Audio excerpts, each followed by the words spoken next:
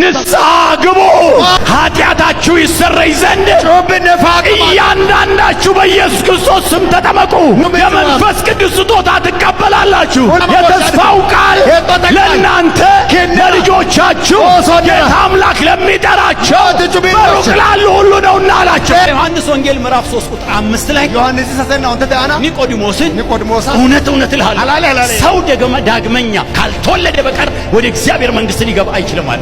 ስለዚህ ሰው ንስሐ ገብቶ ለኃጢአቱ ስርየት በኢየሱስ ስም ሲጠመቅ ማለት አባል አይደለም የሚሆነው። የምን አባል አይደለም የሚሆነው። እግዚአብሔር ማህፀን ውስጥ ገብቶ ከዚያም በኋላ ያንን የሞት ዕዳ በሙሉ እዛ ቀብሮ የክርስቶስን ጽድቅ ለብሶ አዲስ የሰማይ ሰው ሆኖ ይወጣል ማለት ነው። አንድ ሳይቀር ነው ዛሬ ዛሬ ሰይጣን እርር ይበል። ዛሬ የሰይጣን መንግስት ይፍረስ። ሃሌሉያ! ዛሬ የሰይጣን መንግስት ይፍረስ። ዛሬ የሰይጣን መንግስት ፍርስርሱ ይውጣ።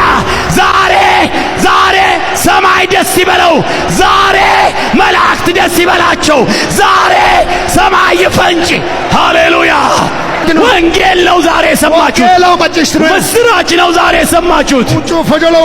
የኢየሱስን ማዳን ነው የሰማችሁት። እግዚአብሔር ይባርክሽ። አሸነፈችችም። አሸነፈች። ትናንትና እየጸለይኩላት ነበረ። አላውቃትም ግን እየጸለይኩላት ነበር። ኢየሱስ ይባረክ። አላችሁ አሁንም ድንኳን ውስጥ ያላችሁ አንዴ እያጨበጨብን እንቀበላለን። ገና እንበዛለን፣ ገና እንሰራለን እኛ የአብርሃም ዘሮች ነንና እግዚአብሔርን የምንፈራ ገና እንበዛለን። ሃሌሉያ